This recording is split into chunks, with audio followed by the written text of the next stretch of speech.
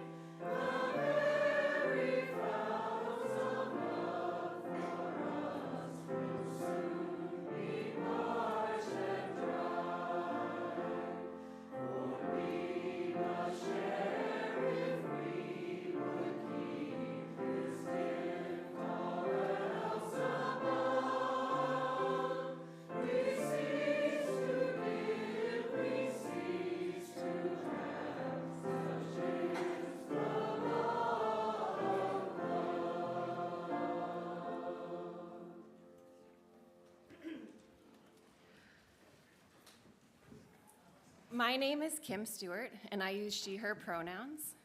I have long hair, and I'm wearing a blue denim dress.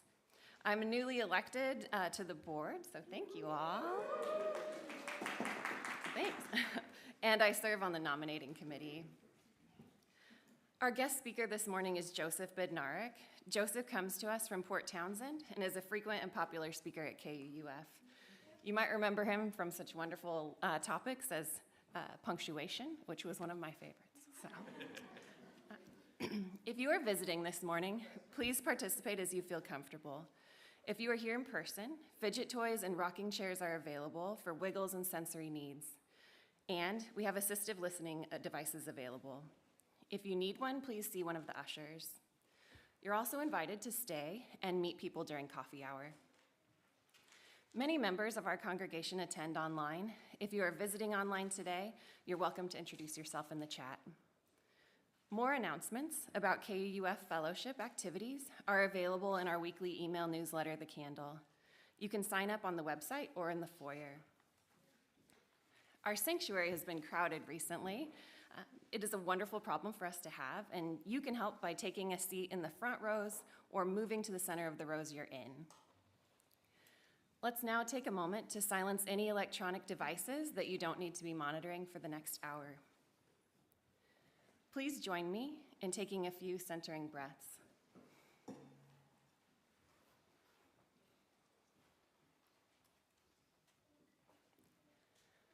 We acknowledge that the land on which we gather is the Aboriginal territory of the Suquamish people.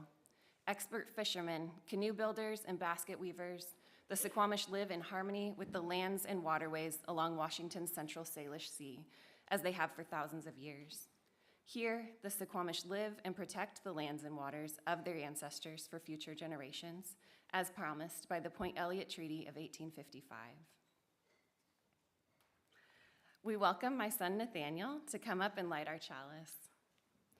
Nathaniel is excited about finishing his freshman year at South Kitsap High School, and he's looking forward to doing an internship at the Kitsap County Prosecutor's Office this summer. Yeah, I'm proud of him too.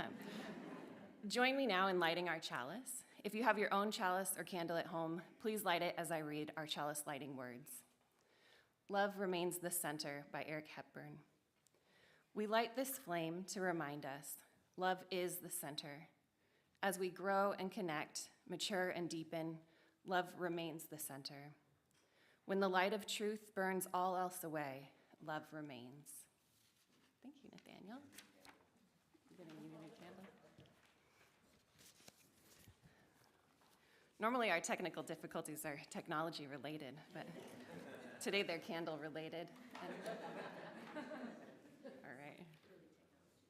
I'm gonna keep going, but you'll notice the light ignites soon.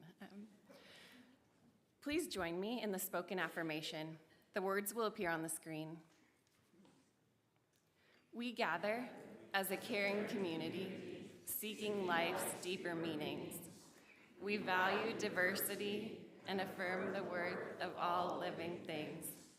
We strive to speak truth in love, to act for justice, to grow in spirit, and to care for the earth. We celebrate with open hearts and minds the creative power that sustains and transforms us. Please rise in body or in spirit to join in singing hymn number 34, Though I May Speak with Bravest Fire, in the gray hymnal.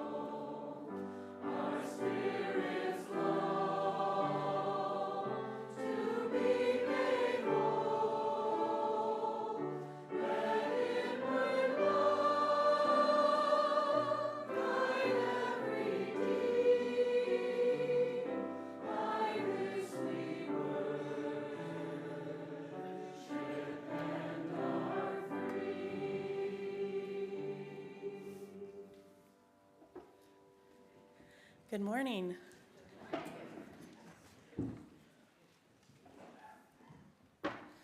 I have to pull out the little step. They're a little taller than I am. Good morning, my name is Melinda. I have short red hair. I'm wearing black glasses and a black summer dress. It is a new month, June. Our theme is freedom.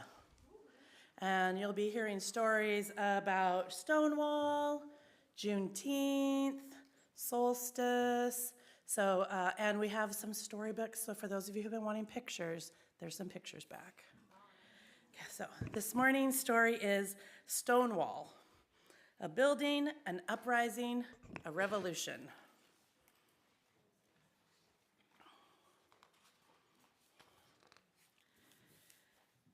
Two stable houses side by side. For more than 100 years, we witnessed history. Then came a night when we became part of history. We were built in the 1840s to board the horses of the affluent in New York City's Greenwich Village. Inside our brick walls, horses whinnied and hammers clanged. Outside, passersby bustled as carriages rumbled on the cobblestone streets. As time passed, the wealthy residents began to move uptown, taking with them their art clubs, libraries, fine hotels, and theaters. Our neighborhood became a mecca for immigrants arriving from all around the world. Visitors made their way to Greenwich Village. Many of them stayed. Greenwich Village was changing. We changed too. The smell of freshly baked bread began to waft out of our windows and into the neighborhood. The roar of automobiles replaced the rumble of carriages as artists and writers moved in. Contemporary art galleries, experimental theaters, and small restaurants sprang up around us. The village was becoming the creative center of New York City. By 1930, our two buildings were joined together, and we became Bonnie's Stone Wall Restaurant. Celebrities, artisans, tourists, and local residents lunched at our tables, shoulder to shoulder.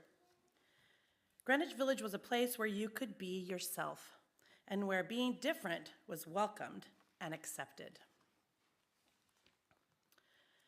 Newness thumped in the heart of Greenwich Village in the 1950s, vibrating our windows. Musicians played on the streets, jazz filled the air. Poets performed in restaurants, artists painted in their studios. The beat movement arrived, and we witnessed it all. Leading up to the 1960s, our neighborhood welcomed gays and lesbians, men who loved men and women who loved women. We were a home for people who were told that they didn't fit in or belong. We had welcomed all kinds of people before, so we knew what to do. In 1967, we swung open our doors and became the Stonewall Inn. Gay men and women from throughout the city and the country came to meet old and new friends, free to be themselves inside our walls. Women and men, young and old, teenagers, transgender people, drag queens, veterans, business people, students, people of different colors, religions, and cultures gathered, chatted, laughed, and danced under our roof. Others were not as accepting. They thought those who gathered within our walls were too different. We heard the whispered voices of those inside. Loving someone like yourself was illegal. Socializing together could get you arrested. Wearing the wrong clothes could land you in jail. Being gay could get you fired or kicked out of your home. Some nights we heard fists pounding on our doors, felt angry footsteps stomping across our floor, and saw flashes of glaring lights as the police arrested some of those inside. After each raid, those who hadn't been arrested left quietly, angrily, disappearing into the darkness. We stood tall and kept opening our doors.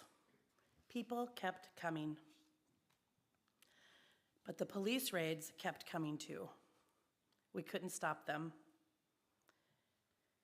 In the steaming early morning hours of June 28, 1969, under a nearly full moon, another raid began. "Police!" a voice shouted. "We're taking the place." Officers stormed through our doors, lining up the people inside, demanding IDs, detaining some, arresting others. This time, those not arrested didn't disappear into the night. Instead, they stood defiantly in the street and on the sidewalk under our rusty sign. This time, they weren't quiet. As the ones arrested were led to police cars and patrol wagons, the anger of the growing crowd was lit. "Why don't you do something?" yelled one woman as she was forced into a police car.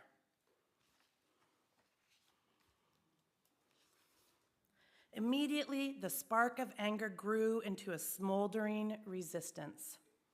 Shouts and screams echoed off the bricks, fists thrust in the air. We saw the faces of the crowd and felt their rage. The Stonewall uprising had begun. The police, shocked by the defiance of the crowd, rushed back in and barricaded themselves inside.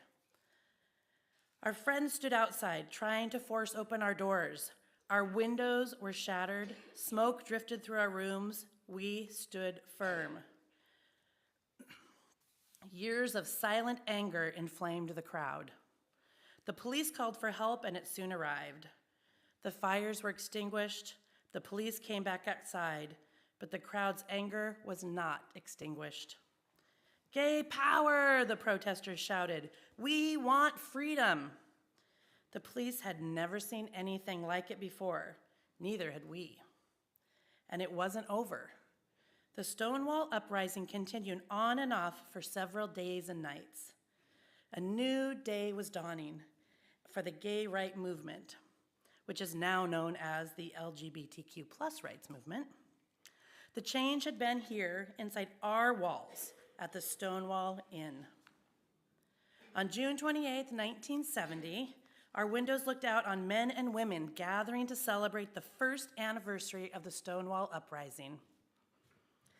At first, hundreds marched, then thousands of women and men, young and old, teenagers, transgender people, drag queens, veterans, business people, students, people of different colors, religions, and cultures, and their friends and families joined to parade through the streets of New York City.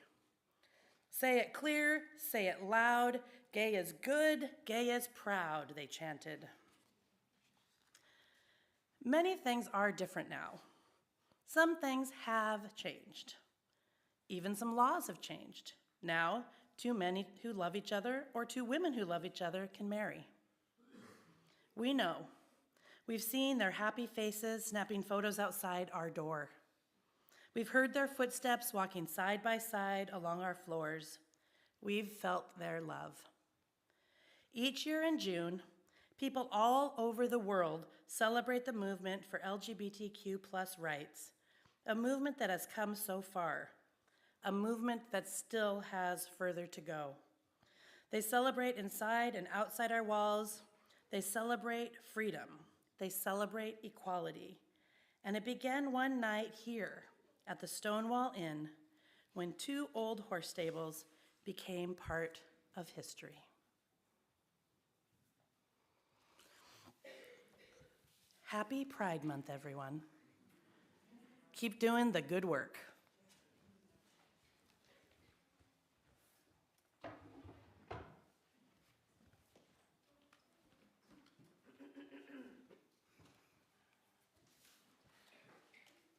As a religious community, together we can do the work of many. By sharing in the sacred act of giving, we transform gratitude into generosity towards our mission. One way that our mission inspires us to act on our shared UU values is to share our weekly offering with a local nonprofit agency providing services within our larger community. Our charitable giving recipient for the month of June is West Sound Wellness Foundation. West Sound Wellness Foundation is dedicated to meeting the needs of HIV/AIDS clients, LGBTQ clients, terminal and chronic care patients, and uninsured patients in need of reproductive health. If you would like your offering to go to this month's charitable giving recipient, West Sound Wellness Foundation, please use the envelope from inside your order of service. If you need an envelope, please raise your hand and the ushers will bring you one. If you would like your offering to go to KUUF, please put it directly in the basket. Instructions on other ways to make your gift, including a QR code, will be on the screen. Let there be an offering to strengthen and sustain our beloved community with a gift of music, Come Travel With Me, from music coordinator Brian Kenny and choir director Alina Hemingway.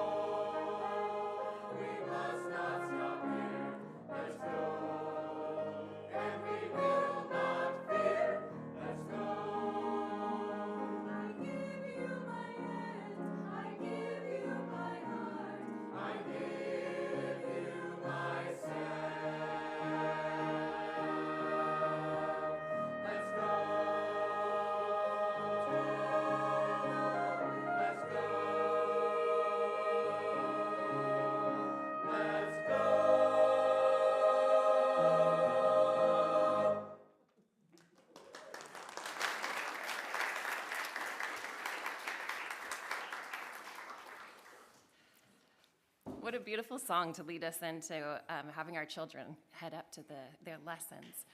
Please rise in body or in spirit to join me in singing our children up to their classes. The words for May You Go With Joy will appear on the screens.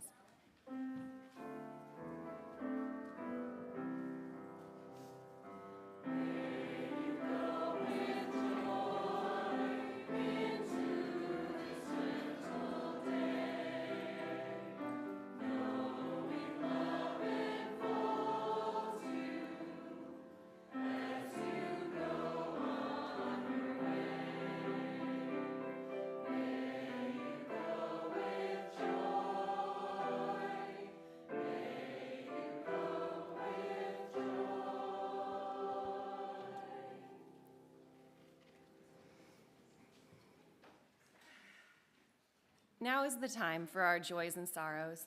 When shared together, our joys are amplified and our sorrows lessened. Melinda Hughes has a joy that her son Braden Hughes graduated from high school yesterday.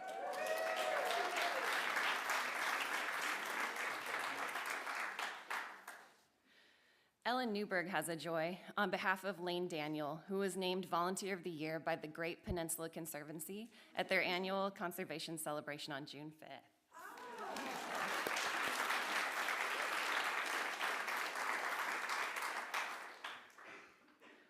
Marcia Kristen has a relief. At midnight last night, the fire that was in her neighbor's garage was put out. Very scary, but thankful for the fire department and no injuries.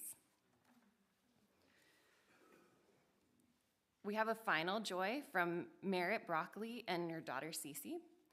Ways Goose Kitsap had an amazing event yesterday, great arts and lots of community building.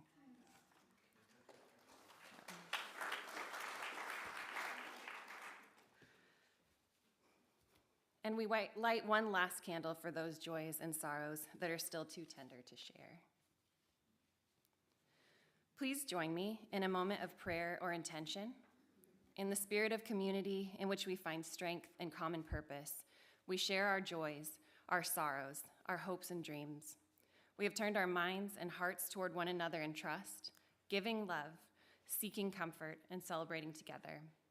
We are part of the web of life that makes us one with all humanity, one with all the universe. In all the moments of our lives, for those loved ones and events shared this morning, and for those we yet hold in the silence of our hearts, we are truly grateful for the love and support of this beloved community. May the spirit of life and love bring peace to us all. Amen and blessed be. Please remain seated as we sing hymn number 123, Spirit of Life, from our gray hymnal. The words will appear on the screen.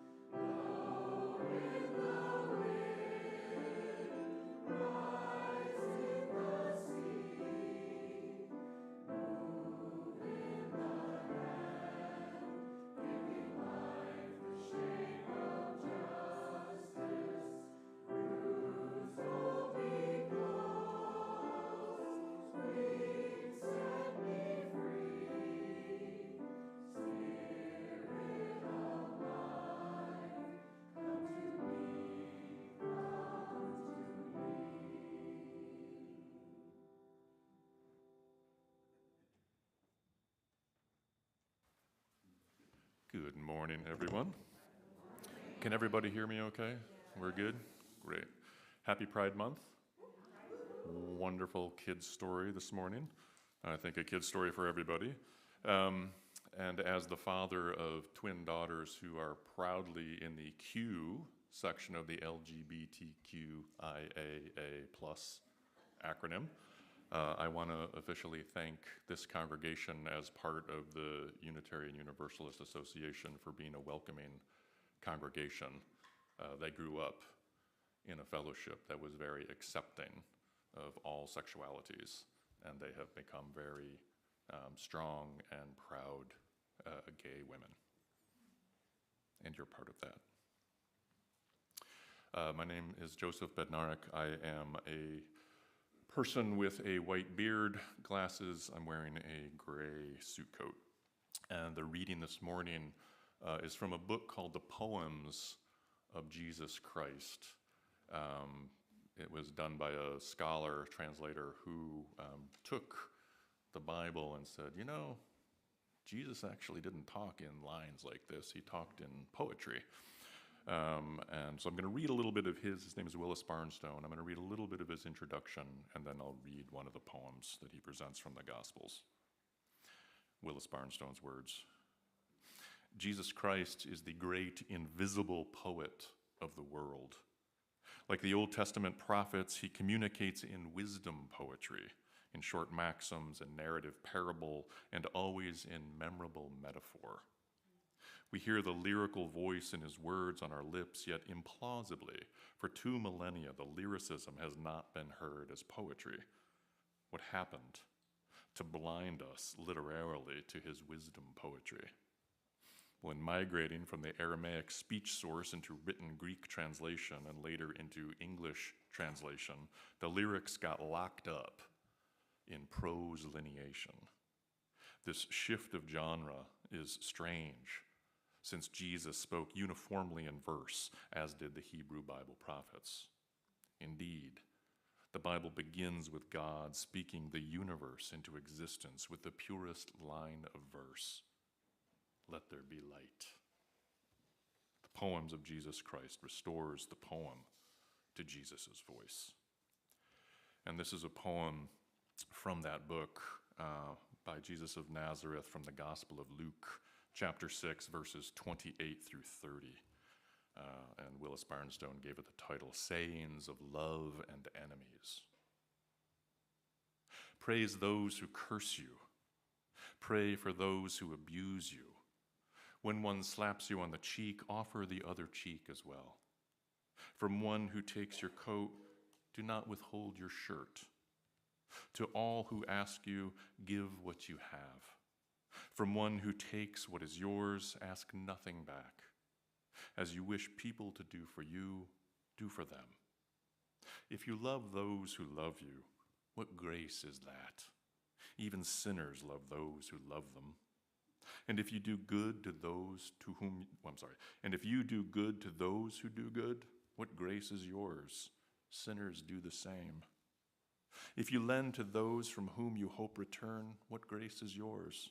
Even sinners lend to sinners for like return. But love your enemies and do good. And when you loan, ask nothing in return. Your reward will be great. You will be the children of the highest. He is kind to the ungrateful as he is to the cunning. Be compassionate as your Father is compassionate. Now let's please join together in a moment of silent meditation.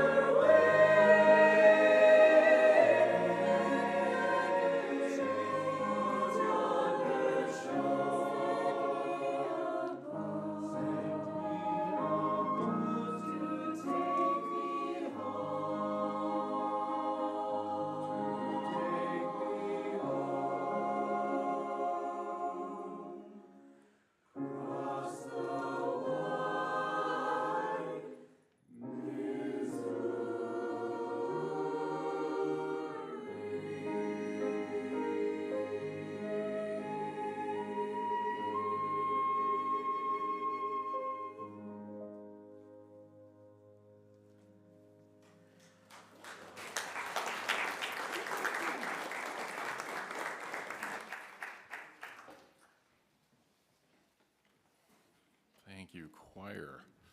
Wow. I want to go to the Missouri. Is this the last time you guys are singing for this year? We will have one more choir Sunday, Reverend Victoria's last day on the 29th. Got it. Okay, great. This is our technical goodbye. Oh, the technical goodbye. Yeah. Can we give some technical applause for the technical goodbye?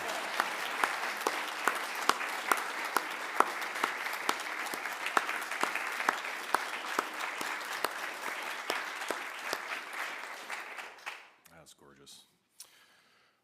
So you're driving down the road. You see this bright orange traffic sign that says, "Caution, rough road." Then your phone buzzes or pings or whatever your phone does, which alerts you to a fresh text message. Who could it be, you wonder? Being an alert and safe driver, you heed the orange warning sign, you raise your awareness to help ensure safe passage, and you surround the car and the vehicles near you in white light. This white light is a little psychological tactic you learned years ago from a new agey protect your chakras friend.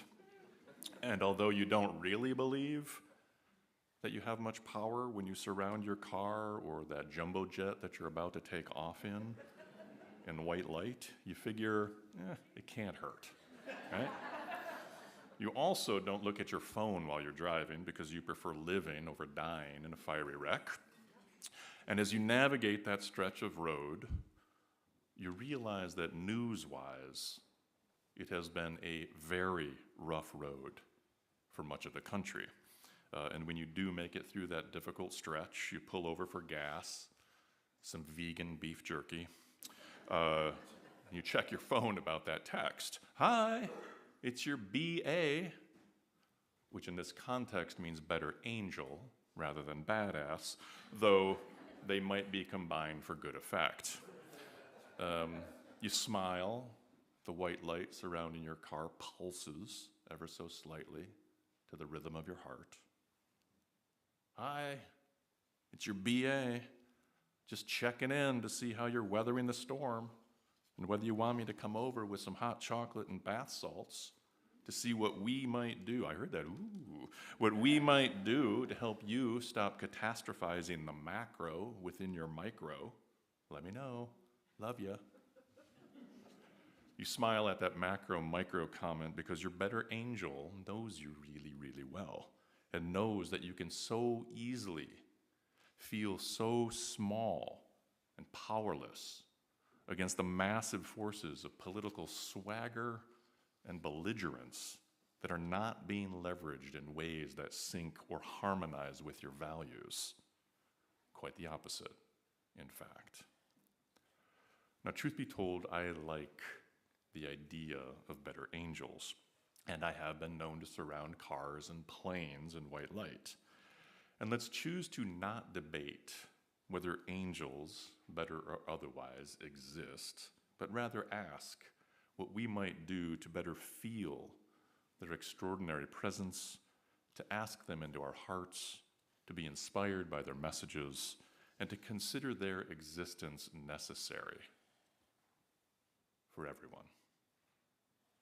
And for the hardcore humanists and atheists, scientists and engineers in the room, for those concrete, data-driven thinkers who cannot and will not believe in such hokum as angels, let's consider that a quote-unquote better angel might just be human brain chemistry and millions of years of evolution combined with ancient philosophical practices of discipline, coupled with virtuous and honorable and daily decisions to do right by the families and communities and societies within which we all live as interconnected social creatures and, more to the point, interdependent beings.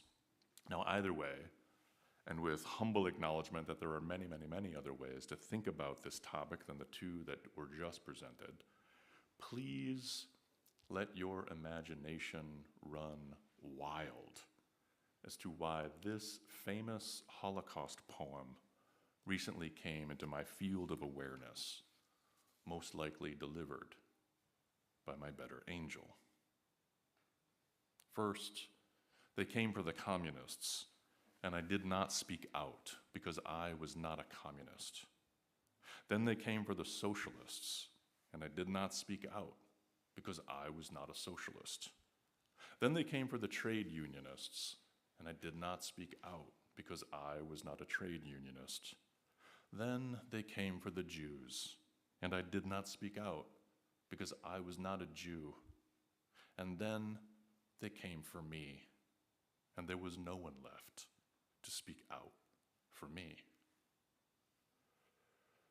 Now, that piece was written by Pastor Martin Niemöller, a World War I U-boat commander, German U-boat commander, and a Nazi-supporting anti-Semite who was eventually imprisoned in a concentration camp for speaking out against Nazi control of churches.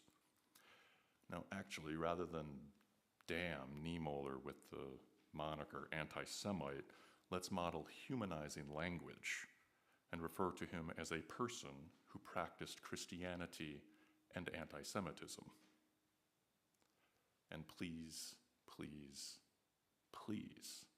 know that I am not equating the past several orange warning sign rough road months with the horrors of the Holocaust. I am not. And also, please note for the record that I am choosing to not cancel Niemöller as a Nazi-supporting Christian who practiced anti-Semitism, as I imagine some social activists in our denomination would wish to do.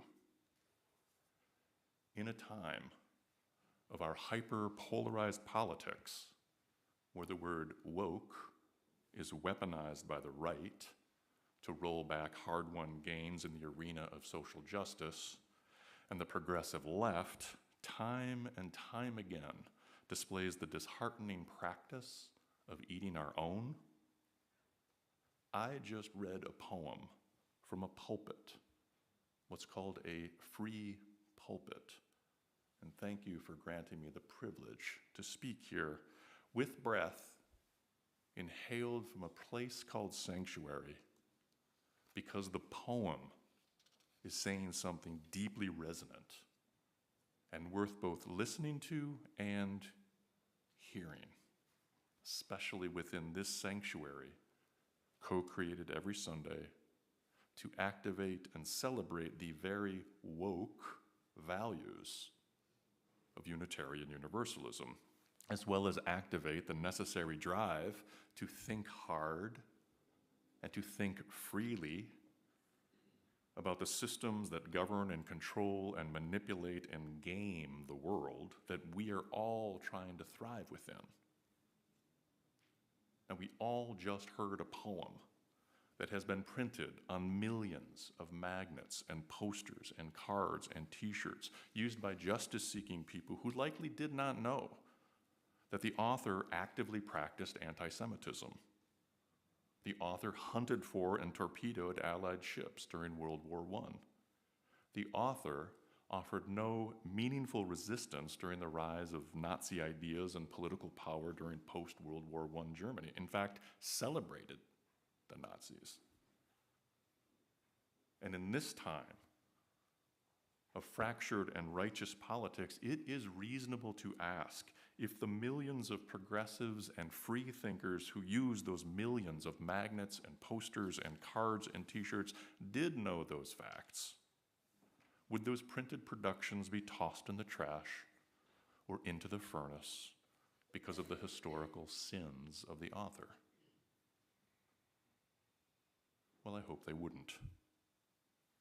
Followed by a long pause as we all compassionately consider and even pray for the possibility of human growth, of human transformation, of insight and compassionate understanding brought about by a context-expanding capital L love, coupled with deep and free thinking as well as courageous expression.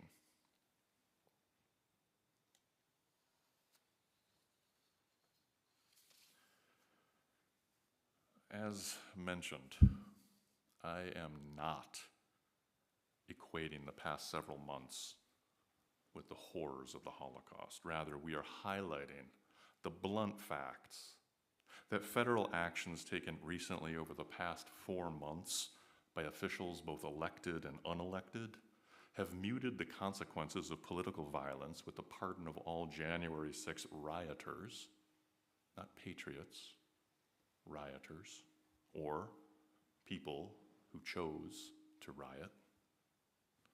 They've targeted trans and queer people, attempted to end the constitutionally enshrined birthright citizenship with the cancellation of USAID literally taking food and medicine out of the mouths of the world's poorest people, and the deaths are happening. Using the pretext of anti-Semitism to withhold billions of dollars of funding to our greatest institutions of research and learning until those institutions buckle. Sparked an international trade war, and while we could add scores of other harms and insults and outright attacks on our democracy, and our norms, let's conclude this shameful list of actions by adding racist insult to actual injury when the President of the United States publicly blamed horrific wildfires in Los Angeles and a deadly airline crash over Washington, D.C. on, just wait for it, DEI, the acronym for diversity, equity, and inclusion. Now, please know that this is also a direct assault on the stated values of Unitarian Universalism, as the words diversity, equity, and inclusion are embedded within and at the heart of the values and covenants advanced by the UUA, the Unitarian Universalist Association. And for those reasons, and likely scores of others, many people in this sanctuary likely occupy an emotional space somewhere between unsettled and furious. And this whirlwind of executive orders, cabinet appointments of objectively unqualified partisans, positions of extreme political power, a co-equal branch of our democratic republic exhibiting textbook behaviors of obedient and brainwashed cult members, and ill-conceived actions such as the blanket firing of hundreds of civil servants in the Department of Energy responsible for nuclear weapons safety, and then the abrupt about-face and the rescinding of those firings because, oopsie, may have scattered some of our better angels who are not used to such unreasonable and furious turbulence.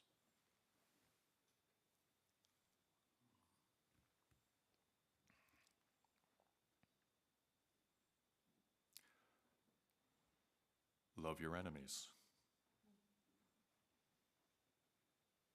Those 3 words, originally said aloud in Aramaic by a brown man who practiced Judaism, to a small group gathered are among the most passed down, shared, and translated words in the history of humanity, appearing in over 250 different languages, uttered on every continent, and spanning the past 2,000 years. It is the fundamental teaching of the Christian faith. It's the marquee and memorable and confounding aphorism that begins with a single word that is the center of our religious values: love. And while we allow the profound teaching of love your enemies to reverberate within this sanctuary, let us recall also the most famous use of the phrase "better angels," which came at the conclusion of Abraham Lincoln's first inaugural address, when enemies were plentiful and lived in the same crumbling union. Political tensions higher than high. Partisan divides more accurately described as chasms. Lincoln's words, quote, "I am loath to close. We are not enemies, but friends. We must not be enemies. Though passion may have strained, it must not break our bonds of affection. The mystic cords of memory stretching from every battlefield and patriot grave to every living heart and hearthstone all over this broad land will yet swell with the chorus of the Union when again touched, as surely they will be, by the better angels of our nature." The better angels of our nature. Now, real quick sidebar. It's an incredibly cruel irony that the Bible used during Lincoln's first inauguration, where those powerful words were spoken, was also one of the two Bibles being held before the current president as he took his oath of office.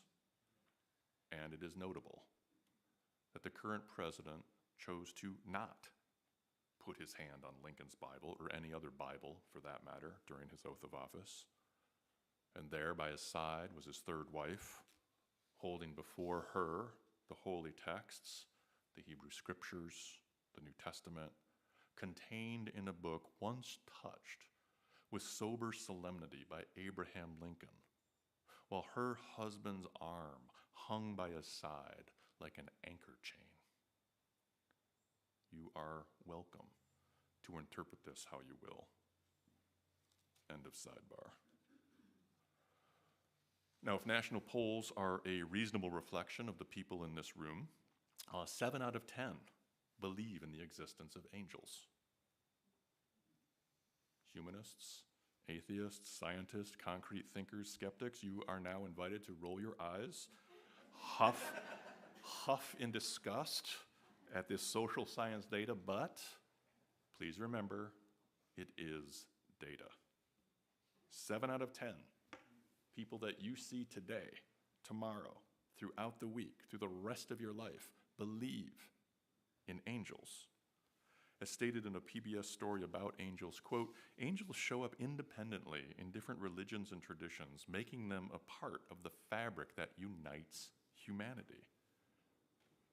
And for those in this sanctuary who do believe in angels, please do what you can to call them in closer, to help guide us through these turbulent times. And for those who don't believe in angels, let's consider Lincoln's words a little more closely. Quote, "When again touched, as surely they will be by the better angels of our nature." Now, Lincoln didn't simply say better angels. He was calling to the better angels of our nature. And surely everyone agrees that we humans have a nature. And let us be moved by Lincoln's confidence that hearts will swell again when again touched, as surely they will be. And those words surely and again are key here, with Lincoln saying in no uncertain terms that you have been touched before by better angels of your nature, and you will be touched again. Now you have felt the emergence and the presence of your better self. And here, I submit, is the creative and dynamic leap. You are the better angel. You, and you, and you, and you, and you, and you are the better angel. A better angel is not necessarily an external or an ethereal being that we need to implore to arrive, although that's certainly welcome. Now, perhaps more powerfully, we each and all are the better angel that needs to become manifest in the world. I'm going to repeat that because it's so important, especially today.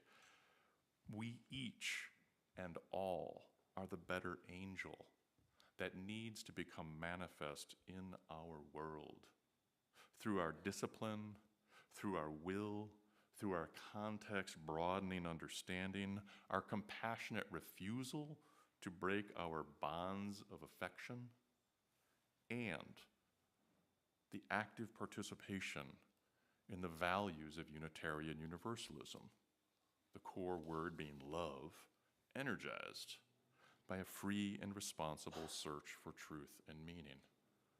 Someone recently asked me what I was doing to help fight against the political powers as they're currently being exercised. And I answered simply, I said, practicing my religion. When Jesus said, love your enemies, that was a call to action, to real action in the actual world. And I think that two very practical and effective ways to call forth better angels of our nature is to practice kindness and to create beauty. This is not easy stuff, and it's not a wimpy cop-out. Practice kindness and create beauty. These practices can also help tamp down those ulcer-producing habits that we likely all have of catastrophizing the macro within the micro. Now, regarding kindness, you're invited to listen to what the Dalai Lama offered. Quote, kindness is my true religion. No matter whether you are learned or not, whether you believe in the next life or not, whether you believe in God or Buddha or some other religion or not, in day-to-day life, you must be a kind person. Love, compassion, and tolerance are necessities, not luxuries. Day-to-day life. And regarding beauty, here is a short quote from singer-songwriter Phil Oakes. Super easy to memorize, and I encourage you to do so. Quote, in such ugly times, the only true protest is beauty.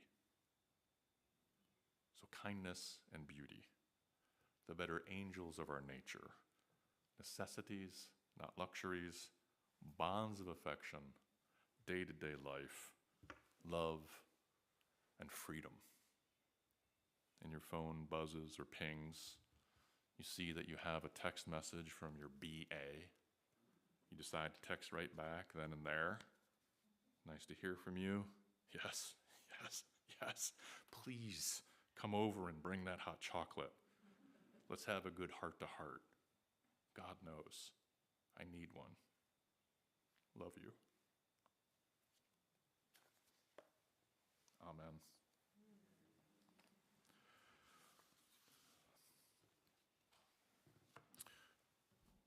It's a little warm in here. So, your vocal cords are all ready to rock and roll. Our final hymn this morning, which I encourage you to really amp up and raise the roof here, is Love Will Guide Us. And I hope you noticed that the word love was a through line through this entire service. So this is the great point, exclamation point. Number 131, Love Will Guide Us.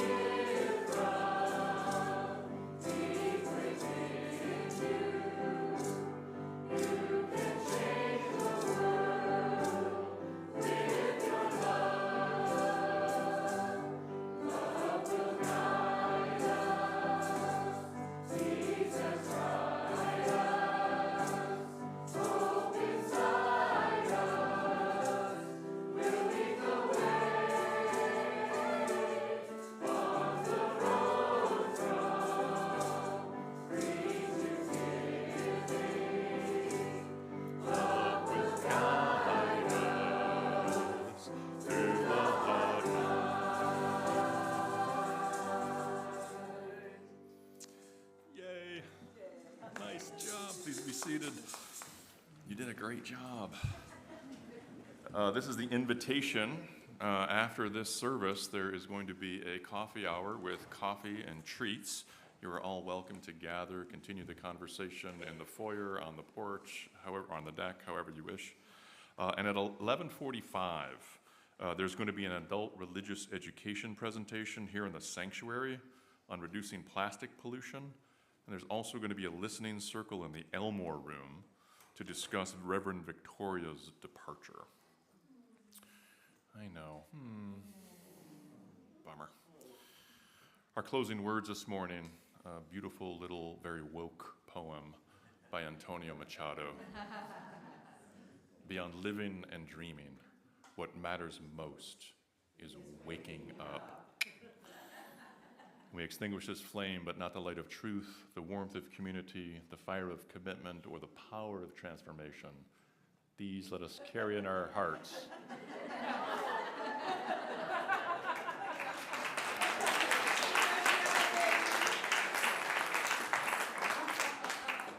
Until we're together again. That flame doesn't want to go out. It's like, we're not stopping the party. And now please enjoy our postlude by Brian.